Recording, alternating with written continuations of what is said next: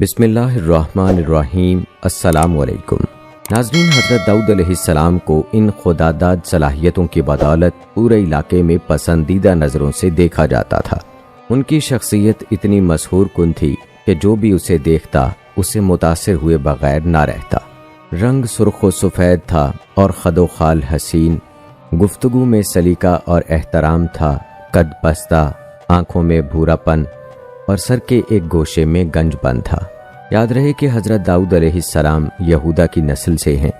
شجرہ نسب حضرت یعقوب علیہ السلام سے حضرت ابراہیم علیہ السلام تک جا پہنچتا ہے۔ آپ ابراہیم حضرت یوسف علیہ السلام کے بیٹے کے خاندان میں واحد شخصیت تھے جو بیک وقت پیغمبر، رسول، صاحب کتاب اور بادشاہ تھے۔ آج کی ویڈیو میں ہم حضرت داؤد علیہ السلام کی زندگی کے مکمل حالات و واقعات، آپ علیہ السلام کے معجزات اور آپ علیہ السلام کی سیرت پر تفصیل کے ساتھ بات کریں گے، تو آپ نے ہماری آج کی اس ویڈیو کو بغیر سکپ کیے آخر تک لازمی دیکھنا ہے۔ دوستو، آپ کو بتاتے چلیں کہ حضرت داؤد علیہ السلام 965 قبل مسیح فلسطین میں پیدا ہوئے۔ آپ علیہ السلام حضرت ابراہیم علیہ السلام کی نسل میں سے تھے۔ محمد بن اسحاق حضرت وہب بن منبع رحمہ اللہ کے حوالے سے تحریر کرتے ہیں کہ حضرت داؤد علیہ السلام پستہ قد تھے، آنکھیں نیلی تھیں، جسم پر بال بہت کم تھے، چہرے سے پاکیزگی جھلکتی تھی۔ نہایت ہمدرد، قوی، بہادر اور نڈر ہونے کے ساتھ حکمرانی اور فیصلہ کرنے کی قوت تحفہ خداوندی میں ملی تھی۔ حضرت داؤد علیہ السلام سے پہلے بنی اسرائیل میں نبوت آل لاوی بن یعقوب میں چلی آ رہی تھی، جبکہ بادشاہت دوسرے خاندان یہودا بن یعقوب میں تھی۔ لیکن اللہ نے پہلی مرتبہ دونوں اعزازات ایک ہی شخصیت میں جمع فرما دیے۔ حضرت داؤد اللہ کے برگزیدہ نبی اور رسول تھے اور بادشاہ بھی۔ اور یاد رہے کہ انبیاء اکرام علیہ السلام میں حضرت آدم علیہ السلام کے بعد حضرت داؤد علیہ السلام ہی وہ پیغمبر ہیں جنہیں قرآن مجید نے خلیفہ کے لقب سے نوازا۔ جیسا کہ قرآن مجید کی سورہ سواد میں اللہ کا فرمان ہے، اے داؤد، ہم نے تمہیں زمین پر خلیفہ بنا دیا، تم لوگوں کے درمیان حق کے ساتھ فیصلے کرو۔ ناظرین، یہاں داؤد علیہ السلام کی پہلی فتح کا تذکرہ کرتے ہیں جو کم سنی کی عمر میں آپ کو حاصل ہوئی۔ کہتے ہیں کہ قوم عمالقہ کے ظالم و جابر بادشاہ جالوت کی فوج کے مقابلے میں صف آرا بنی اسرائیل کے بادشاہ حضرت طالوت کے لشکر میں ایک کم عمر نوجوان بھی اپنے غلیل کے ساتھ شامل تھا۔ کیونکہ نو عمر ہونے کی وجہ سے اسے اسلحہ نہیں دیا گیا تھا۔ جالوت جسم کو سامان حرب سے سجائے نہایت رعونت اور تکبر سے شاہی سواری پر بیٹھا اہل ایمان کو دعوت مبارزت دے رہا تھا۔ ابھی بنی اسرائیل کا یہ چھوٹا سا لشکر کوئی فیصلہ بھی نہ کر پایا تھا کہ اچانک ان کی صفوں میں موجود یہ کم عمر نوجوان عقاب جیسی برق رفتاری سے باہر نکلا اور جالوت کے سامنے پہنچ کر اسے للکارنے لگا۔ گوشت کے پہاڑ لہیم شہیم اور طویل القامت جالوت نے حیرت کے ساتھ نوجوان کو دیکھا تو حقارت سے بولا، جا، میری آنکھوں کے سامنے سے دور ہو جا، میں تجھے قتل کرنا پسند نہیں کرتا۔ بے خوف نوجوان نے بادشاہ کی آنکھوں میں آنکھیں ڈال کر گرجدار آواز میں جواب دیا، لیکن تجھے قتل کرنا مجھے پسند ہے۔ پھر فلک پر چمکتے سورج کی تیز روشنی میں ارض و سما نے ایک حیرت انگیز منظر دیکھا۔ نوجوان کے غلیل سے گولی کی طرح نکلے پتھر سے جالوت کا متکبر سر پاش ہو چکا تھا اور اس کا طاقتور جسم زمین پر اوندھے منہ پڑا تھا۔ یہ سب اتنا اچانک ہوا کہ جالوت کی اسلحے سے لیس فوج کو سنبھلنے کا موقع ہی نہ ملا اور وہ بدحواس ہو کر بھاگ کھڑی ہوئی۔ یہ نوجوان ایک چرواہا تھا جو سارا دن جنگل میں بکریاں چرایا کرتا اور غلیل سے بکریوں کے قریب آنے والے درندوں کو مار بھگاتا، لیکن قدرت نے تو اس کے لیے بڑے فیصلے کر رکھے تھے۔ اللہ تعالیٰ نے پہلے اسے بنی اسرائیل کا بادشاہ بنایا اور پھر اسے نبوت اور رسالت کے عظیم منصب پر فائز فرمایا۔ جیسا کہ قرآن پاک میں اللہ کا فرمان ہے، سورہ بقرہ میں اللہ تعالیٰ نے فرمایا، داؤد نے جالوت کو قتل کر ڈالا اور اللہ نے ان کو بادشاہی اور دانائی بخشی اور جن جن چیزوں کا چاہا انہیں علم دیا۔ ناظرین، معلوم ہوا کہ وہ نوجوان حضرت داؤد علیہ السلام تھے اور انہوں نے چھوٹی عمر میں جالوت کو قتل کیا۔ روایات بتاتی ہیں کہ فلسطین کا حکمران جالوت اپنے طاقت اور کثیر لشکر کے زوم میں بنی اسرائیل کو ہر صورت میں غلام بنانے پر تیار تھا۔ طالوت مقابلے کی سکت نہ رکھتا تھا اور پریشان تھا۔ مجلس مشاورت بلوائی گئی اور وہاں یہ تجویز منظور کی گئی کہ بنی اسرائیل کا جو جوان جالوت سے مقابلہ کر کے اسے ہلاک کرے گا اسے نہ صرف نصف سلطنت کا مالک بنا دیا جائے گا بلکہ سردار طالوت اپنی خوبصورت بیٹی عینیا کی شادی بھی اس سے کر دیں گے۔ یہی زمانہ تھا کہ جب بنی شمویل کو بشارت ہوئی تھی کہ یسع طبقات ناصری میں یہ نام انسا اور قصص الانبیاء میں عشاء درج ہے کا چھوٹا بیٹا طالوت کی وفات کے بعد بنی اسرائیل کا حکمران ہوگا، اور اس سے بڑھ کر ایک اور اعزاز اس کا منتظر ہے، اور وہ یہ ہے کہ اللہ نے نبوت کے لیے بھی اسی کو منتخب فرمایا ہے۔ لیکن داؤد علیہ السلام ایک عرصے تک مستقبل کے اس خوبصورت لیکن ذمہ دار دور سے بے خبر جنگلوں میں بھیڑ بکریاں چراتے رہے اور ساتھ ساتھ اپنے دل پسند مشغلے میں بھی محو رہے۔ روایات بتاتی ہیں کہ داؤد علیہ السلام فلاخن چلانے میں مہارت رکھتے تھے۔ ان کے پاس ہمہ وقت ایک لاٹھی، فلاخن اور ایک تھیلی میں چھوٹے چھوٹے پتھر ہوا کرتے تھے۔ ان کے فن نشانے بازی میں مہارت کا علم بنی اسرائیل کو بھی تھا۔ وہ کہا کرتے تھے داؤد علیہ السلام کے فلاخن کا نشانہ بننے والی چیز ریزہ ریزہ ہو جاتی ہے۔ ان کی بہادری کے قصے بھی مشہور تھے۔ یہ بات بھی عام تھی کہ وہ جنگل میں شیر پر سواری کیا کرتے تھے۔ روایات میں آتا ہے کہ ایک روز وہ بکریوں کو لے کر جنگل کی طرف جا رہے تھے کہ ایک پتھر سے آواز آئی، اے داؤد، میں وہ پتھر ہوں جس سے ہارون علیہ السلام نے اپنے دشمن کو قتل کیا تھا، مجھے اٹھا لیجئے، میں کسی دن آپ کے بھی کام آؤں گا۔ داؤد علیہ السلام کی حیرت فطری امر تھا، بہرحال وہ پتھر کی فرمائش رد نہ کر سکے اور اسے اٹھا کر اپنے تھیلے میں ڈال لیا۔ اسی راستے پر چند قدم چلے ہوں گے، ایک اور پتھر نے صدا دی، میں موسیٰ علیہ السلام کا پتھر ہوں، میں وہ پتھر ہوں جس سے انہوں نے اپنے اور اپنے خدا کے دشمن کو ہلاک کیا تھا، مجھے اٹھا لیجئے، کسی روز میری ضرورت آپ کو بھی پڑ سکتی ہے۔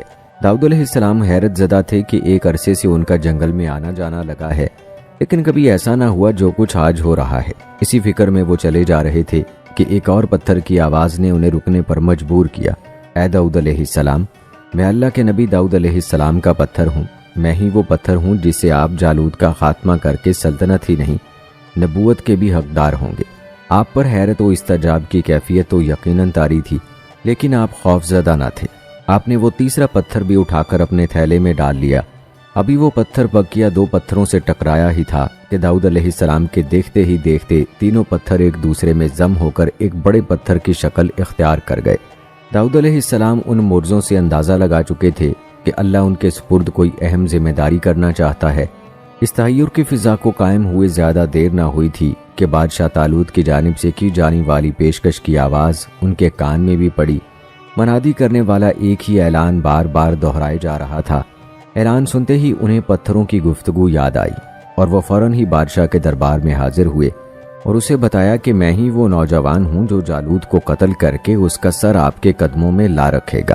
ہاں، آپ کو بھی اپنے وعدے کا پاس کرنا ہوگا۔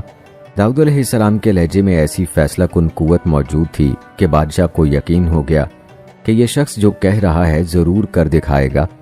اس نے کہا، مجھے اپنا وعدہ یاد ہے، تم جہاد کی تیاری کرو۔ کہتے ہیں بنی اسرائیل اور جالوت کی فوج ایک وادی میں جمع ہو رہی تھی۔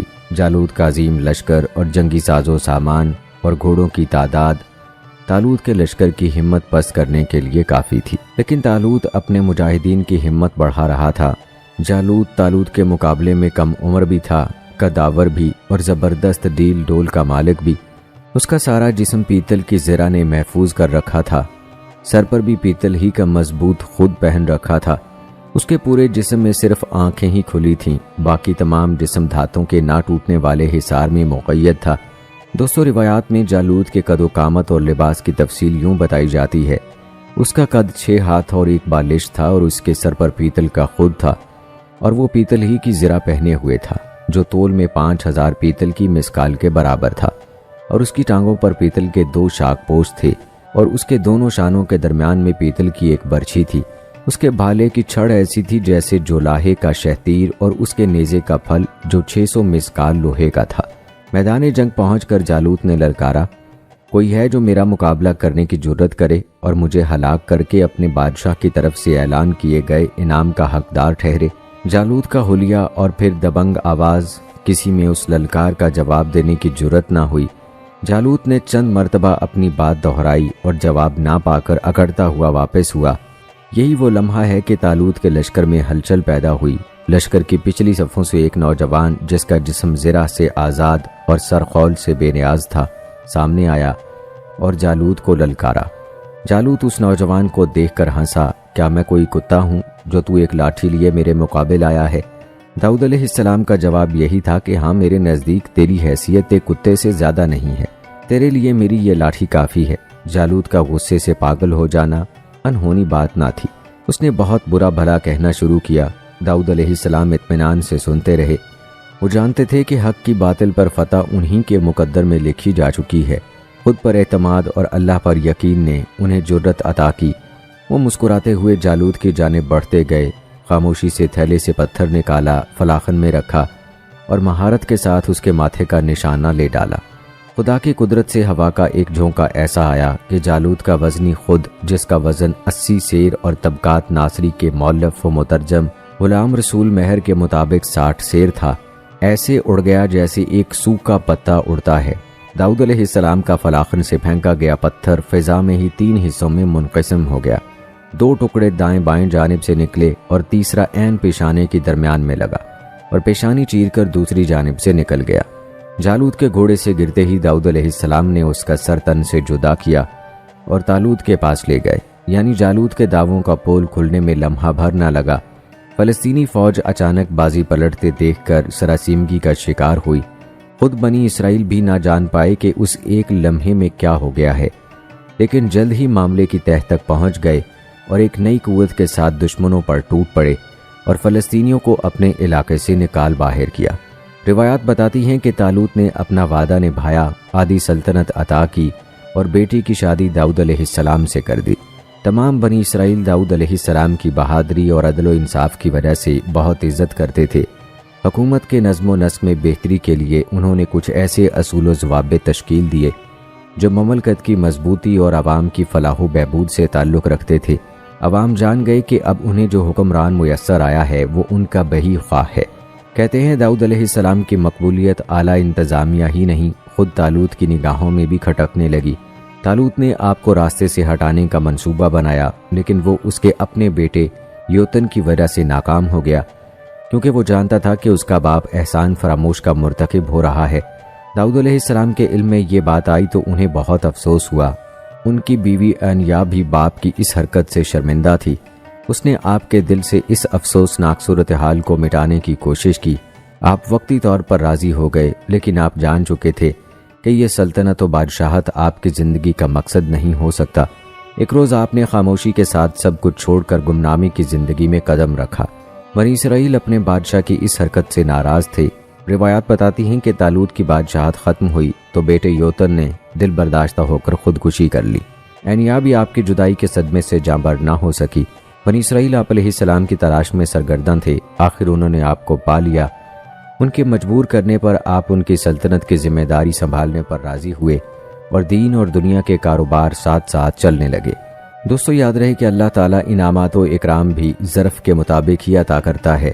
داؤد علیہ السلام اللہ تعالیٰ کے برگزیدہ پیغمبر، اللہ کی طرف سے سونپی گئی نبوت و بادشاہت کی ذمہ داریوں اور اس کی عطا کی گئی نعمتوں پر ہمیشہ رب ذوالجلال والاکرام کے شکر گزار رہے اور اپنے فرائض کی ادائیگی میں ہمیشہ مصروف عمل رہے۔ آپ کی حکمت و دانائی کے سبب آپ کی سلطنت بہت وسیع ہو گئی تھی۔ دوستو، داؤد علیہ السلام بنی اسرائیل کی ہدایت و رہنمائی کے لیے مبعوث ہوئے۔ آپ کا سلسلہ نسب 11 پشتوں سے ابراہیم علیہ السلام سے جا ملتا ہے۔ داؤد علیہ السلام کے حلیہ شکل و صورت اور کردار کے بارے میں کہا جاتا ہے کہ ان کی شخصیت انتہائی مسحور کن تھی۔ حسین و متناسب خد و خال کی بنا پر دیکھنے والوں کو بھلے لگتے، پھر سرخ و سفید رنگت نیلی آنکھیں متاثر کرتی تھیں۔ داؤد علیہ السلام کا ذکر قرآن کریم کی 9 سورتوں میں 16 مرتبہ آیا ہے، بعض مقامات پر مختصراً اور بعض جگہ تفصیل سے، جن میں آپ علیہ السلام کے حالات و واقعات اور رشد و ہدایت کا بیان ہے اور اللہ تعالیٰ کے انعامات کا ذکر ہے۔ ارشاد باری تعالیٰ ہے، اور ہم نے اس یعنی داؤد علیہ السلام کو مضبوط ملک عطا کیا اور حکمت سے نوازا ہے اور حق و باطل کے فیصلے کی قوت عطا کی۔ اسی طرح قرآن پاک میں ارشاد ہے، اللہ نے ان کو حکومت بھی عطا کی اور حکمت یعنی نبوت بھی اپنی مرضی سے جو چاہا سکھایا۔ دوستو، آپ کو بتاتے چلیں کہ عام نبیوں اور رسولوں میں آدم علیہ السلام کے علاوہ صرف داؤد علیہ السلام ہی وہ پیغمبر ہیں کہ جنہیں قرآن کریم میں خلیفہ کے لقب سے یاد کیا گیا ہے۔ اسی طرح آدم علیہ السلام سے داؤد علیہ السلام کی ایک نسبت اور بھی ہے، جیسا کہ حضرت ابو ہریرہ رضی اللہ تعالی عنہ سے روایت ہے، نبی اکرم صلی اللہ علیہ وآلہ وسلم نے ارشاد فرمایا، عالم بالا میں جب آدم علیہ السلام کی سلب سے ان کی ذریت کو نکال کر پیش کیا گیا تو انہوں نے ایک خوبصورت چمکتی ہوئی پیشانی والے شخص کو دیکھ کر دریافت کیا، پروردگار یہ کون شخص ہے؟ جواب ملا، تمہاری ذریت میں سے بہت بعد میں آنے والی ہستی داؤد علیہ السلام ہے۔ آدم نے عرض کیا، اس کی عمر کیا مقرر کی گئی ہے؟ ارشاد ہوا کہ 60 سال۔ آدم علیہ السلام نے عرض کیا، الہی میں اپنی عمر کے 40 سال اس نوجوان کو بخشتا ہوں۔ مگر جب آدم علیہ السلام کی وفات کا وقت آ پہنچا تو آدم علیہ السلام نے ملک الموت سے کہا، ابھی تو میری عمر کے 40 سال باقی ہیں۔ فرشتہ موت نے کہا، آپ بھول گئے، آپ نے اس قدر عمر کا حصہ اپنے ایک بیٹے داؤد علیہ السلام کو بخش دیا ہے۔ دوستو، امام بغوی رحمۃ اللہ علیہ نے اپنی تفسیر میں لکھا ہے کہ زبور اللہ کی کتاب ہے جو حضرت داؤد علیہ السلام پر نازل ہوئی۔ اس میں 150 سورتیں ہیں جو دعاؤں اور حمد و ثنا پر مشتمل ہے، تاہم ان میں حلال و حرام اور فرائض و حدود کا بیان نہیں۔ زبور کے لغوی معنی پارے یا ٹکڑے کے ہیں۔ دراصل زبور کے نزول کا مقصد تورات کی تکمیل تھا، اس لیے گویا یہ تورات ہی کا ایک حصہ یا ٹکڑا ہے۔ دوستو، آپ کو بتاتے چلیں کہ زبور اللہ تبارک و تعالیٰ کی حمد و ثنا سے مزین ہے، اور حضرت داؤد علیہ السلام کو اللہ تعالیٰ نے دل نشین آواز اور سحر انگیز لحن عطا فرمایا تھا۔ آپ علیہ السلام جب زبور کی تلاوت فرماتے تو وجد آفرین تلاوت سے مسحور ہو کر چرند پرند درخت پہاڑ جن و انس دریا و سمندر یعنی سب اللہ تعالیٰ کی حمد و ثنا میں محو ہو جاتے۔ اسی لیے آج تک لحن داؤدی ضرب المثل ہے۔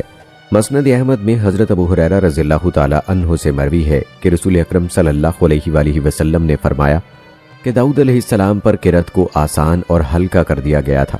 وہ اپنے گھوڑے پر زین کسنے کا حکم فرماتے، اور اس سے پہلے کہ زین کسی جاتی آپ علیہ السلام پوری زبور تلاوت کر چکے ہوتے۔ حضور نبی کریم صلی اللہ علیہ وآلہ وسلم جب حضرت ابو موسیٰ اشعری رضی اللہ تعالی عنہ کی تلاوت قرآن سنتے تو فرماتے، ابو موسیٰ کو اللہ نے لحن داؤدی عطا فرمایا ہے۔ پیارے دوستو، آپ کو بتاتے چلیں کہ قرآن مجید کی 9 سورہ مبارکہ، سورہ بقرہ، سورہ نساء، سورہ المائدہ، سورہ انعام، سورہ الاسراء، سورہ انبیاء، سورہ نمل، سورہ سبا اور سورہ صاد میں 16 مقامات پر حضرت داؤد علیہ السلام کا ذکر ہے۔ بعض صورتوں میں تفصیل سے اور بعض میں مختصر طور پر ان کے حالات و واقعات بیان کیے گئے ہیں، جبکہ ان پر نازل کردہ کتاب زبور کا 3 صورتوں میں ذکر ہے۔ سورہ انبیاء میں اللہ تعالیٰ فرماتے ہیں، ہم نے پہاڑوں کو داؤد کے لیے مسخر کر دیا کہ ان کے ساتھ تسبیح کرتے تھے، اور جانوروں کو بھی مسخر کر دیا تھا۔ نیز سورہ صاد میں ارشاد ہے، ہم نے پہاڑوں کو ان کے زیر فرمان کر دیا تھا کہ صبح و شام ان کے ساتھ اللہ کی تسبیح کیا کرتے تھے، اور پرندوں کو بھی کہ جمع رہتے تھے اور سب ان کے فرما بردار تھے۔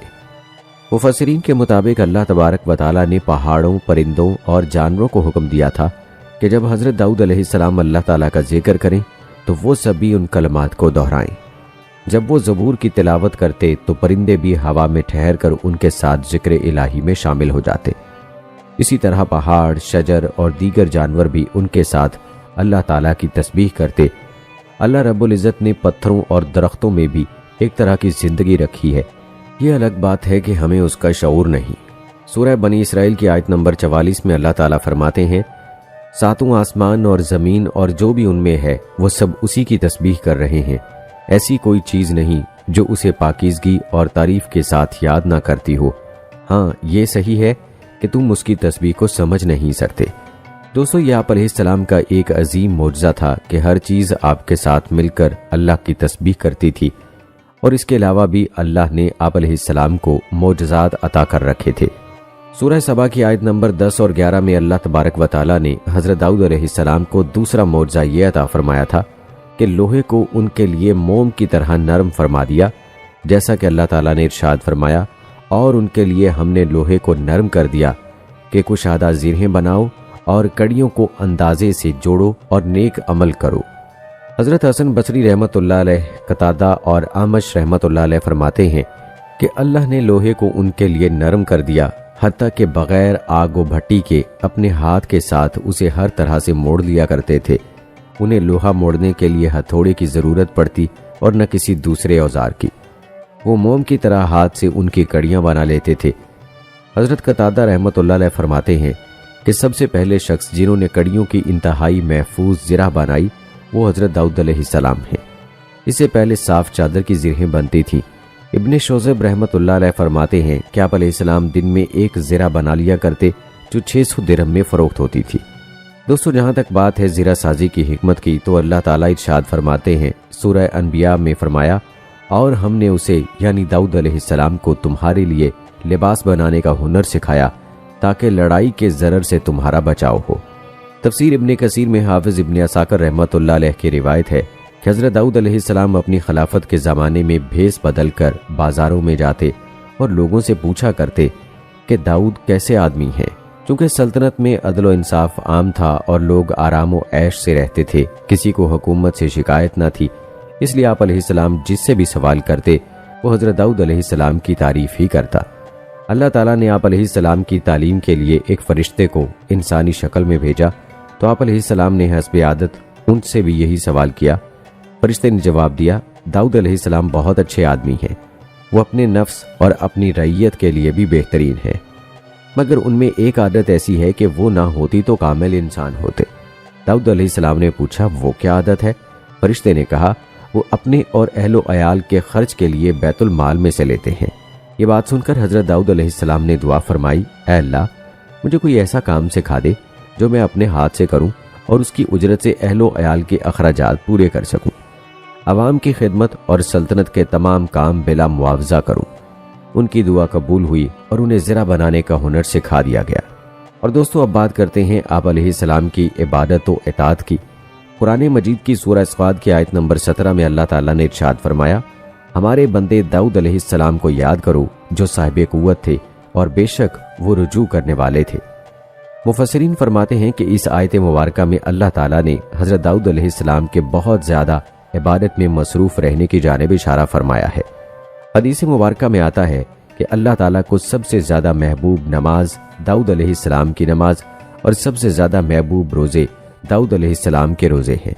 وہ نصف رات تک سوتے، پھر اٹھ کر رات کا تہائی حصہ عبادت میں کھڑے رہتے اور رات کے آخری حصے میں سو جاتے، ایک دن روزہ رکھتے اور ایک دن ناغہ کرتے، جنگ میں فرار نہ ہوتے۔ دوستو، یاد رہے کہ حضرت داؤد علیہ السلام اپنے زمانے میں لوگوں کے مقتدا و پیشوا تھے۔ آپ علیہ السلام عدل و انصاف اور زہد و تقوی میں مشہور تھے۔ آپ علیہ السلام بے مثال خطیب بھی تھے اور خطبات میں حمد و ثنا کے بعد اما بعد سب سے پہلے انہوں نے ہی کہنا شروع کیا۔ دوستو، اللہ تعالیٰ نے حضرت داؤد علیہ السلام کو نبوت اور رسالت کے ساتھ حکومت بھی عطا فرمائی تھی اور آپ علیہ السلام کو بہت سے اوصاف حمیدہ سے نواز رکھا تھا۔ آپ علیہ السلام فن خطابت کے ماہر تھے، جبکہ آواز بھی خوبصورت پائی تھی، لہٰذا درس و تبلیغ اور واضح و نصیحت کے ذریعے بنی اسرائیل میں جذبہ جہاد ابھارا اور انہیں کفار و مشرکین کے ساتھ جنگ پر آمادہ کیا۔ جیسا کہ سورہ صاد کی آیت نمبر 20 میں اللہ تعالیٰ نے فرمایا، اور ہم نے اس یعنی داؤد علیہ السلام کی حکومت کو مضبوط کیا اور انہیں حکمت، نبوت اور فیصلے کی قوت عطا فرمائی۔ روایات میں آتا ہے کہ بہت تھوڑے عرصے میں فلسطین، عراق، شام، دمشق، شرق اردن اور خلیج عقبہ سے فرات تک جزیرۃ العرب کے بیشتر علاقے ان کے زیر نگیں آ چکے تھے۔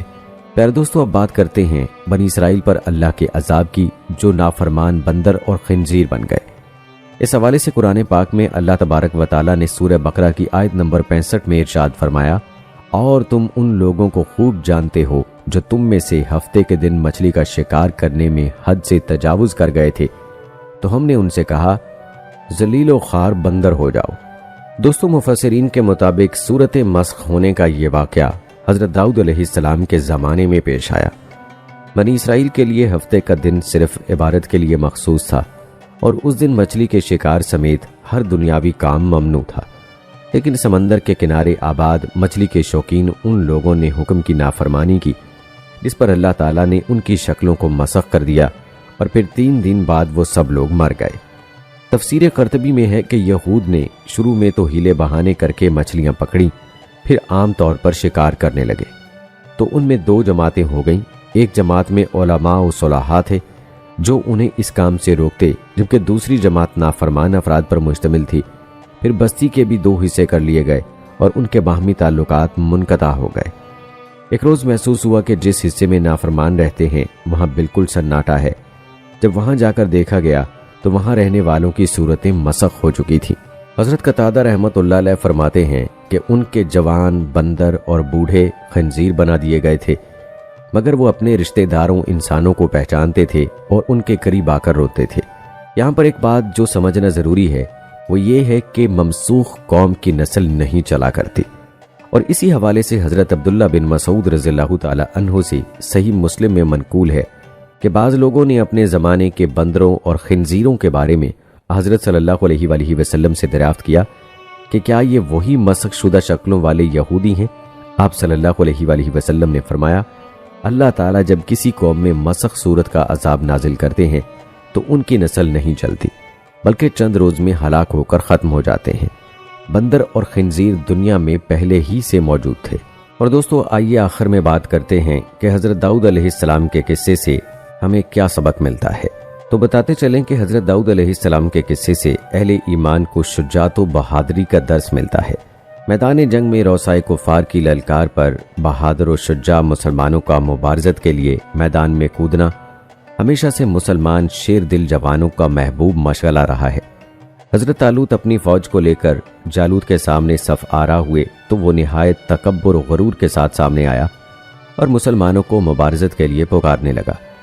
اس نے یہ چیلنج بھی کیا کہ اگر وہ مغلوب ہو گیا تو اس کی قوم مسلمانوں کی غلام ہو جائے گی، اور اگر وہ کامیاب ٹھہرا تو مسلمان اس کے غلام بن جائیں گے۔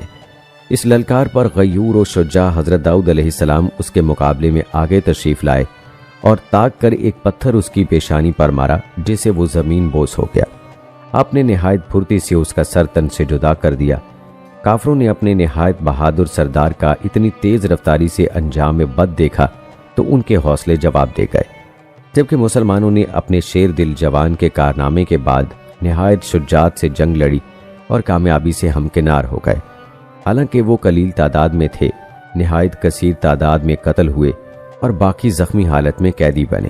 حضرت داؤد علیہ السلام کے قصے سے اس سنت الہی کا پتہ چلتا ہے کہ اللہ تعالیٰ نے اہل دنیا پر خصوصی فضل و کرم کرتے ہوئے یہ قانون بنایا ہے کہ وہ دنیا میں کسی کو دائمی اقتدار و حکمرانی سے نہیں نوازتا۔ اگر ایسا ہوتا تو حکمران اللہ تعالیٰ کے احکام کو فراموش کر کے ظلم و ستم کی انتہا کر دیتے۔ اس لیے اللہ تعالیٰ انسانوں کے ایک گروہ کو کچھ عرصہ اقتدار دیتا ہے، پھر اس کے ظلم و ستم کا خاتمہ دوسرے گروہ کے ذریعے سے کر دیتا ہے تاکہ انسانیت کو نجات ملے اور ظالم اپنے انجام کو پہنچے۔ اللہ تعالیٰ نے اس حکمت الہی کا اظہار فرماتے ہوئے فرمایا، اگر اللہ تعالیٰ بعض لوگوں کو بعض سے دفع نہ کرتا تو زمین میں فساد پھیل جاتا، لیکن اللہ تعالیٰ دنیا والوں پر بڑا فضل و کرم کرنے والا ہے۔ پھر اسی طرح سورہ حج میں اللہ تعالیٰ نے فرمایا، اگر اللہ تعالیٰ بعض لوگوں کو بعض سے نہ ہٹاتا رہتا تو عبادت خانے اور گرجے اور یہودیوں کے معبد اور وہ مسجدیں سب ڈھائے جا چکے ہوتے جہاں اللہ کا نام بکثرت لیا جاتا ہے۔ لہٰذا تاریخ انسانی اللہ تعالیٰ کی اسی سنت کے شواہد سے بھری پڑی ہے۔ دنیا میں آنے والے ہر جابر، ظالم اور زبردست کو اللہ تعالیٰ نے ایک وقت تک غلبہ و اقتدار سے نوازا اور پھر اس کی رسی کھینچ کر دوسرے گروہ کو غلبہ و حکمرانی عطا کر دی۔ ظالم منگول، تاتاری، جرمن نازی، روسی، برطانوی استعمار دور ماضی کے عبرت انگیز نمونے ہیں جو موجودہ سپر پاور اور اس کے حاشیہ برداروں کے لیے نمونہ عبرت ہونے چاہیے۔ تاریخ اسلامی پر نظر دوڑائیں تو ابتدائی اسلام میں قریش مکہ غریب مسلمانوں پر ہر قسم کا ظلم و ستم ڈھاتے دکھائی دیتے ہیں، انہیں بیت اللہ اور مکہ مکرمہ کی سرزمین سے ہجرت پر مجبور کر دیتے ہیں، لیکن چند ہی سالوں بعد ان کا سارا غلبہ و غرور انہی غریب مسلمانوں کے قدموں تلے ہوتا ہے اور وہ بخشش کی بھیک مانگتے دکھائی دیتے ہیں۔ حضرت داؤد علیہ السلام کے قصے سے فیصلہ کرنے کے آداب اور قاضی کے آداب کا پتہ چلتا ہے۔ حضرت داؤد علیہ السلام نے اپنے اوقات کو 4 حصوں میں تقسیم کیا ہوا تھا، ایک دن عبادت و ریاضت کے لیے، ایک دن واعظ و نصیحت کے لیے، پھر ایک دن عوامی فیصلوں کے لیے اور ایک دن اپنے نفس اور اہل و عیال کے لیے۔ ایک ایسے دن جب کہ وہ ان کے نفس اور اہل خانہ کے لیے مختص تھا۔ 2 فرشتے فرضی مقدمہ لے کر حاضر ہوئے، آپ نے صرف مدعی کی بات سن کر فیصلہ کر دیا اور مدعا علیہ کی حجت نہ سنی۔ اللہ تعالیٰ نے آپ کے درجات بلند کرنے کے لیے آپ کو اس آزمائش میں ڈالا تھا۔ آپ کو اپنی غلطی کا احساس ہوا تو فوراً بارگاہ الہی میں جھک گئے اور توبہ و استغفار کیا۔ اللہ تعالیٰ نے قرآن پاک کی سورہ صاد میں ذکر کیا ہے، اور داؤد سمجھ گئے کہ ہم نے انہیں آزمایا ہے، پھر تو اپنے رب سے استغفار کرنے لگے اور عاجزی کرتے ہوئے گر پڑے اور پوری طرح رجوع کیا، پس ہم نے بھی ان کا وہ قصور معاف فرما دیا۔ یقیناً وہ ہمارے نزدیک بڑے مرتبے والے اور بہت اچھے ٹھکانے والے ہیں۔ بعض مفسرین کا خیال یہ ہے کہ دو شخص حقیقی جھگڑا لے کر آئے تھے۔ اس واقعے سے آپ کے صبر و تحمل کا امتحان لیا گیا، کیونکہ جس طرح اور جس وقت وہ آئے تھے اس سے انسانی طبیعت میں اشتعال اور غصے کا آنا فطری بات تھی۔ دیوار پھاند کر آنا، عبارت میں دخل اندازی کرنا اور طرز تکلم میں آپ کی شان و عظمت کا لحاظ نہ رکھنا، یہ سب امور غصہ دلانے کے لیے کافی تھے، مگر آپ نے صبر کا مظاہرہ کیا۔ تاہم جو ہلکی سی طبعی ناگواری ہوئی تھی اس پر توبہ و استغفار کر کے اپنے رب کی طرف رجوع کیا۔ کچھ مفسرین کا خیال یہ ہے کہ آپ کی آزمائش یہ تھی کہ آپ قاضی ہوتے ہوئے بھی جھگڑوں میں الجھے ہوئے مدعیوں اور مدعا علیہان سے چھپ کر بیٹھتے تھے، حالانکہ قاضی کو ہمہ وقت فیصلہ کرنے کے لیے تیار رہنا چاہیے، لہٰذا وہ دونوں مجبور ہو کر دیوار پھلانگ کر آپ کے پاس پہنچے۔ رسول اکرم صلی اللہ علیہ وآلہ وسلم نے قاضیوں کو نصیحت کرتے ہوئے فرمایا، کوئی قاضی دو افراد کے درمیان غصے کی حالت میں فیصلہ نہ کرے۔ موجودہ دور کے چیف جسٹس اور جج حضرات جو لمبی لمبی گاڑیوں اور حفاظتی دستوں کے حصار میں آتے ہیں اور مضبوط آئینی فصیلوں کے اندر بیٹھ کر حکمران وقت کی خواہش و منشا کو پورا کرنے کے لیے فیصلے کرتے ہیں، انہیں اس فرمان نبوی کو ہمیشہ یاد رکھنا چاہیے۔ آپ صلی اللہ علیہ وآلہ وسلم نے فرمایا، قاضی تین قسم کے ہیں، ایک قسم جنتی ہے جبکہ دو قسمیں جہنم میں جائیں گی۔ جنتی قاضی وہ ہے جس نے حق کو پا کر اس کے مطابق فیصلہ کیا، اور جس قاضی نے حق کو معلوم کر کے بھی فیصلے میں ظلم کیا وہ جہنمی ہے، اور وہ قاضی بھی جہنمی ہے جس نے مبنی بر جہالت فیصلے کیے۔ اللہ تعالیٰ نے حضرت داؤد علیہ السلام کو نبوت اور بادشاہت کی عظیم نعمتوں سے سرفراز فرمایا۔ اس کے علاوہ آپ علیہ السلام کے بہت سارے معجزات بھی تھے۔ اللہ تعالیٰ نے آپ کے لیے لوہے کی سختی اور مضبوطی کو نہایت نرم کر دیا تھا، لہٰذا آپ بغیر پگھلائے اور تپائے لوہے کو جس طرح چاہتے موڑ لیتے اور جیسے چاہتے اس کو شکل دے لیتے۔ آپ اس لوہے سے جنگی لباس زرہیں تیار کرتے جو انتہائی مناسب اور خوبصورت ہوتی تھیں۔ حضرت قتادہ رحمۃ اللہ علیہ فرماتے ہیں کہ حضرت داؤد علیہ السلام سے پہلے بھی لوگ زرہیں بناتے تھے، مگر وہ سادہ بغیر کنڈوں اور بغیر حلقوں کے ہوتی تھیں، لیکن آپ نے زرہیں کنڈوں اور حلقوں والی بنائیں جو زیادہ مضبوط اور مفید تھیں۔ آپ کو نہایت مترنم اور پرسوز آواز عطا کی گئی تھی۔ جب آپ اپنی خوبصورت مترنم آواز میں زبور کی تلاوت فرماتے تھے تو پہاڑ بھی آپ کے ساتھ شریک تسبیح ہو جاتے اور پرندے ہوا میں ٹھہر جاتے اور آپ کے ساتھ تلاوت و تسبیح شریک ہو جاتے۔ دوستوں، حضرت داؤد علیہ السلام کی وفات کے بارے میں روایات یہ بتاتی ہیں کہ داؤد علیہ السلام اپنی بیوی کی ایما پر شہر سے نکل گئے اور ایک غار میں پناہ لی جس کے منہ پر مکڑی نے جالا تن دیا۔ بعض مورخین کے بقول آپ طالوت کو قتل کر کے اور بعض کے بقول اس کی طبعی موت کے بعد بادشاہ بنے۔ آپ نے یروشلم میں اپنے ہیکل کی بنیاد رکھی جو آپ کے فرزند سلیمان کے عہد میں تکمیل کو پہنچا۔ بائبل کے بیان کے مطابق آپ نے بنی اسرائیل پر 40 برس حکومت کی اور کہن سالی میں وفات پا کر آپ اسرائیل کے شہر سیون میں دفن ہوئے۔ دوستو، یہ تھا تفصیلی تذکرہ حضرت داؤد علیہ السلام کی زندگی کے حالات و واقعات کا۔ آئیے اب اس واقعے کا اور اس تہمت اور الزام کا تذکرہ کرتے ہیں جو آپ علیہ السلام پر لگائی جاتی ہے۔ یہ الزام کیا ہے اور کس نے لگایا ہے، مکمل تفصیل آپ کو بتاتے ہیں، لہٰذا ویڈیو کو آپ نے اسکپ نہیں کرنا۔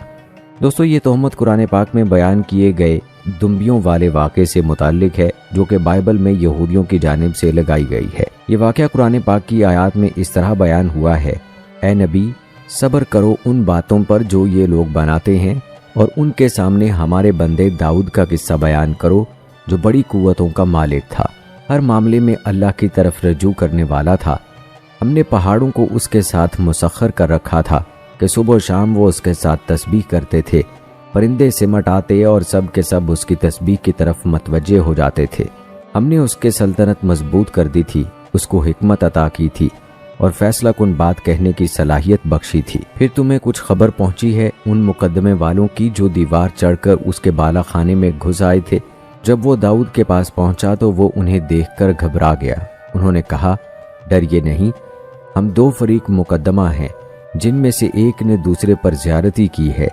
आप हमारे दरमियान ठीक ठीक हक के साथ फैसला कर दीजिए, बेइंसाफी ना कीजिए और हमें राह रास्त बताइए।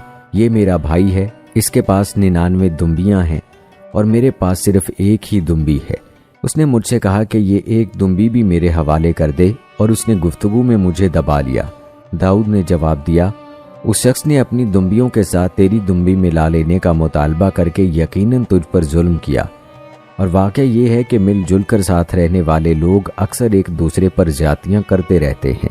बस वही लोग उससे बचे हुए हैं जो ईमान रखते और अमले साले करते हैं, और ऐसे लोग कम ही हैं। ये बात कहते कहते दाऊद समझ गया कि ये तो हमने दरअसल उसकी आजमाइश की है। चुनांचे उसने अपने रब से माफ़ी मांगी और सजदे में गिर गया और रुजू कर लिया। तब हमने उसका वो कसूर माफ़ किया, और यकीनन हमारे यहाँ उसके लिए तकर्रुब का मकाम और बेहतर अंजाम है। ए दाऊद, हमने तुझे ज़मीन में खलीफा बनाया है, लिहाजा तू लोगों के दरमियान हक के साथ हुकूमत कर और ख्वाहिश नफ्स की पैरवी न कर कि वो तुझे अल्लाह की राह से भटका देगी। जो लोग अल्लाह की राह से भटकते हैं, यकीनन उनके लिए सख्त सज़ा है कि वो यौमुल हिसाब को भूल गए। दोस्तों, मौलाना सैयद अबू अली मौदूदी ने इस वाक़े पर बाइबल के हवाले से अपना तबसरा लिखा है। वो लिखते हैं, जिन लोगों ने बाइबल, ईसाइयों और यहूदियों की किताब मुक़द्दस का मुतालिया किया है, उनसे ये बात पोशीदा नहीं है कि उसमें हज़रत दाऊद अलैहिस्सलाम पर और या हत्ते की बीवी से ज़िना करने और फिर या को एक जंग में कसदन हलाक करवा कर उसकी बीवी से निकाह कर लेने का साफ साफ इल्ज़ाम लगाया गया है। और ये भी कहा गया है कि यही औरत जिसने एक शख्स की बीवी होते हुए अपने आप को दाऊद के हवाले किया था, हज़रत सुलेमान अलैहिस्सलाम की माँ थी। ये पूरा किस्सा बाइबल की किताब समूएल दोम बाब 11-12 में निहायत तफसील के साथ दर्ज है। नज़ूल कुरान से सदियों पहले ये बाइबल में दर्ज हो चुका था। दुनिया भर के यहूदियों और ईसाइयों में से जो भी अपनी किताब मुक़द्दस की तिलावत करता या उसे सुनता था, वो इस किस्से से ना सिर्फ वाकिफ था बल्कि उस पर ईमान भी लाता था। उन्हीं लोगों के ज़रिए से ये दुनिया में मशहूर हुआ, और आज तक हाल ये है कि मगरबी ममालिक में बनी इसराइल और इब्रानी मज़हब की तारीख़ पर कोई किताब ऐसी नहीं लिखी जाती जिसमें हज़रत दाऊद के ख़िलाफ़ इस इल्ज़ाम को दोहराया ना जाता हो। इस मशहूर किस्से में ये बात भी है कि खुदावंद ने नातन को दाऊद के पास भेजा। उसने उसके पास आकर उससे कहा कि किसी शहर में 2 शख्स थे, एक अमीर दूसरे गरीब। उस अमीर के पास बहुत से रेवड़ और गल्ले थे, पर उस गरीब के पास भेड़ की एक पिठिया के सिवा कुछ न था जिसे उसने खरीद कर पाला था, और वो उसके और उसके बच्चों के साथ बढ़ी थी। वो उसी नवाले में खाती और उसके प्याले से पीती और उसकी गोद में सोती थी और उसके लिए बतौर बेटी के थी। और उस अमीर के यहाँ कोई मुसाफिर आया, सो उसने मुसाफिर के लिए जो उसके यहाँ आया था पकाने को अपने रेवड़ और गल्ले में से कुछ ना दिया, बल्कि उस गरीब की भेड़ ले ली और उस शख्स के लिए जो उसके यहाँ आया था पकाई। तब दाऊद का गज़ब उस शख्स पर बशिद्दत भड़का और उसने नातन से कहा कि खुदावंद की हयात की कसम, वो शख्स जिसने ये काम किया वाजिबुल कत्ल है। उस शख्स को उस भेड़ का चुगना भरना पड़ेगा क्योंकि उसने ऐसा काम किया और उसे तरस न आया। तब नातन ने दाऊद से कहा कि वो शख्स तू ही है।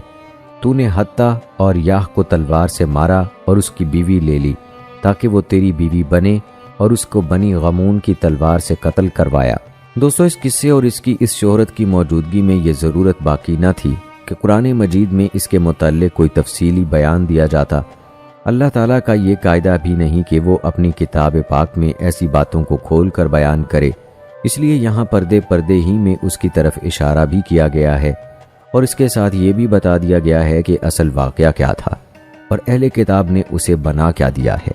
असल वाक़या जो कुरान मजीद के बयान करदा बयान से साफ समझ में आता है वो ये है कि हज़रत दाऊद अलैहिस्सलाम ने और या जो कुछ भी उस शख्स का नाम रहा हो से महज ये ख्वाहिश ज़ाहिर की थी कि वो अपनी बीवी को तलाक दे दे, और चूँकि यह ख्वाहिश एक आम आदमी की तरफ से नहीं बल्कि एक जलीलुल कदर फरमारवा और एक ज़बरदस्त दीनी अज़मत रखने वाली शख्सियत की तरफ से रियाया के एक फ़र्द के सामने ज़ाहिर की गई थी, इसलिए वो शख्स किसी ज़ाहिरी जबर के बगैर भी अपने आप को उसे कबूल करने पर मजबूर पा रहा था। उस मौके पर कबल उसके कि वो हज़रत दाऊद की फरमाइश की तामील करता, कौम के 2 नेक आदमी अचानक हज़रत दाऊद के पास पहुंच गए اور انہوں نے ایک فرضی مقدمے کی صورت میں یہ معاملہ ان کے سامنے پیش کر دیا۔ حضرت داؤد ابتدا میں تو یہ سمجھے کہ یہ واقعی کوئی مقدمہ ہے، چنانچہ انہوں نے اسے سن کر اپنا فیصلہ سنا دیا، لیکن زبان سے فیصلے کے الفاظ نکلتے ہی ان کے ضمیر نے تنبیہ کی کہ یہ تمثیل پوری طرح ان کے اور اس شخص کے معاملے پر چسپاں ہوتی ہے، اور جس فعل کو وہ ظلم قرار دے رہے ہیں اس کا صدور خود ان سے اس شخص کے معاملے میں ہو رہا ہے۔ یہ احساس دل میں پیدا ہوتے ہی وہ سجدے میں گر گئے اور توبہ کی اور اپنے اس فعل سے رجوع فرما لیا۔ دوستو، اب سوال یہ ہے کہ بائبل میں اس واقعے کی وہ گھناؤنی شکل کیسے بنی؟ تو یہ بات بھی تھوڑے سے غور کے بعد سمجھ میں آ جاتی ہے۔ معلوم ایسا ہوتا ہے کہ حضرت داؤد کو اس خاتون کی خوبیوں کا کسی ذریعے سے علم ہو گیا تھا، اور ان کے دل میں یہ خیال پیدا ہوا تھا کہ ایسی لائق عورت ایک معمولی افسر کی بیوی ہونے کی بجائے ملک کی ملکہ ہونی چاہیے۔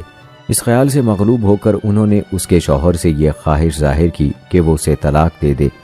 اس میں کوئی قباحت انہوں نے اس لیے محسوس نہ کی کہ بنی اسرائیل کے ہاں یہ کوئی معیوب بات نہ سمجھی جاتی تھی۔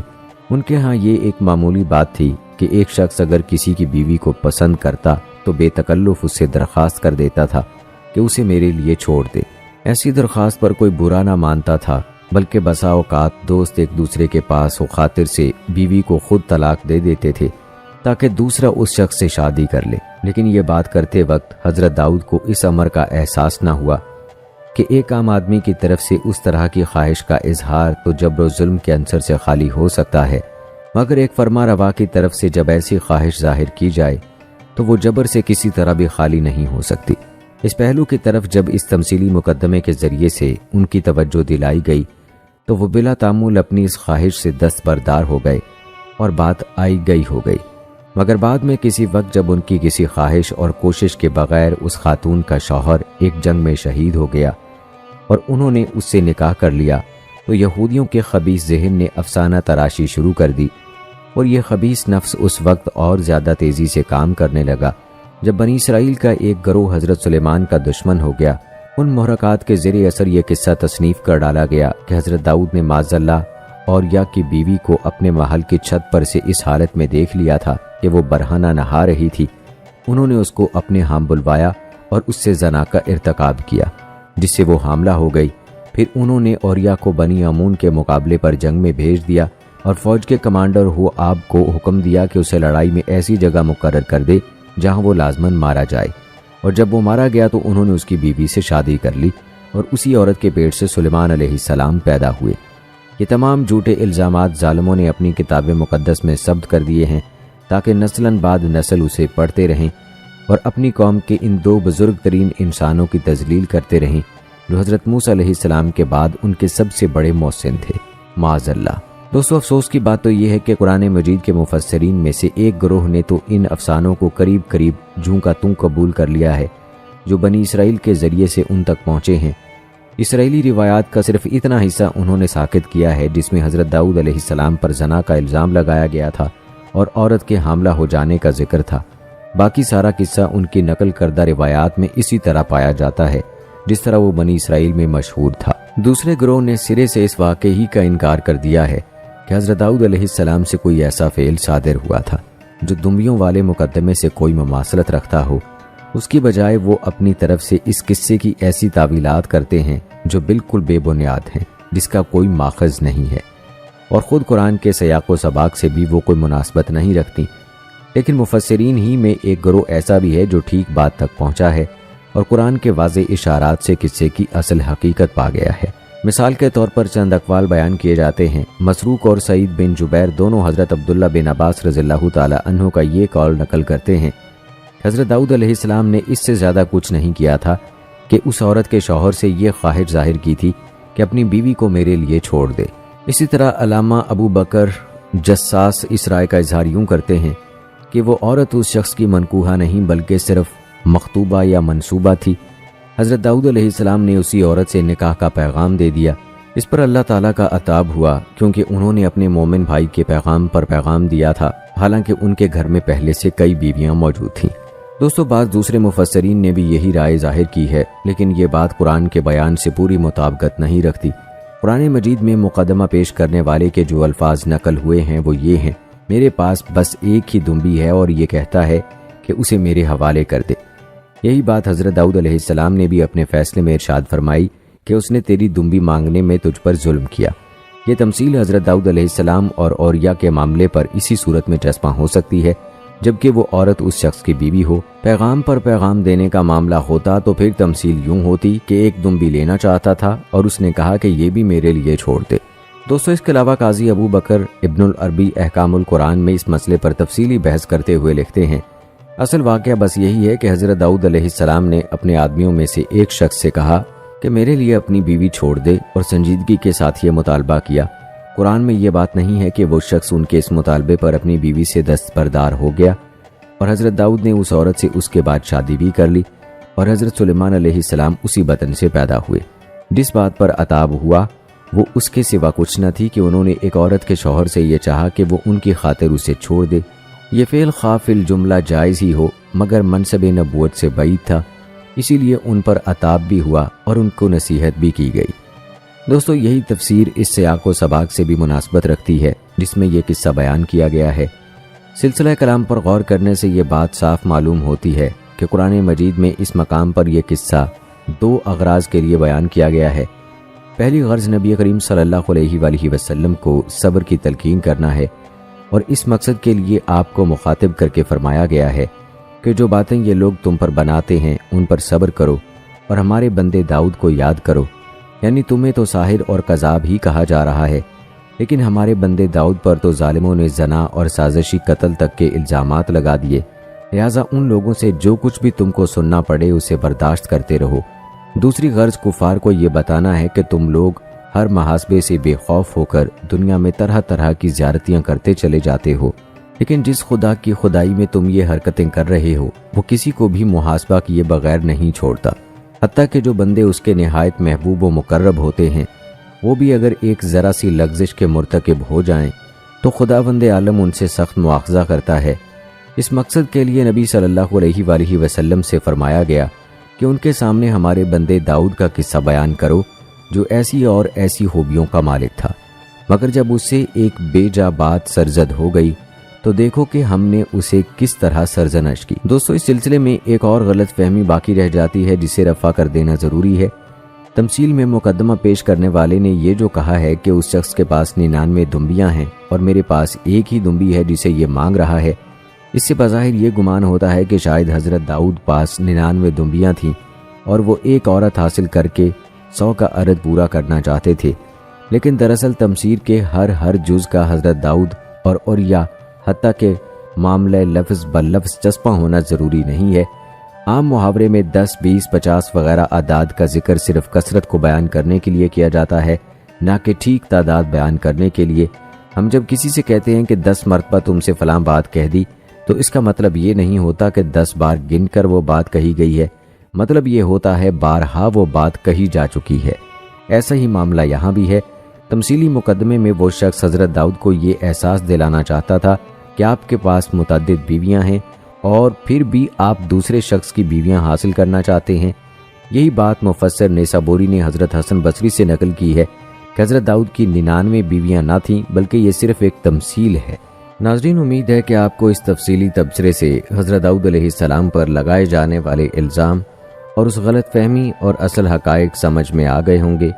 दरअसल यहूद की जानिब से ऐसे घनाउने इल्ज़ामात हैं जो अल्लाह ताला के मुकर्रब पैगम्बर हज़रत दाऊद अलैहिस्सलाम पर लगाए गए हैं। ये इल्ज़ामात ऐसे हैं कि जिनको वैसे भी आम फहम कबूल नहीं कर पाता, लेकिन इसके बारे में हर मुसलमान को इल्म होना चाहिए ताकि वो किसी भी तरह के फैलाए जाने वाले फितनों से ख़ुद को महफूज रख सके। तो नाज़रीन कराम, ये थी हमारी आज की वीडियो। उम्मीद करते हैं कि आपको पसंद आई होगी। हमारी आज की इस वीडियो के मुताल्लिक़ अपनी राय का इजहार कमेंट बॉक्स में लाजमी कीजिएगा। मिलते हैं अगली वीडियो में, तब तक के लिए मुझे इजाज़त दें। फ़ी अमानिल्लाह।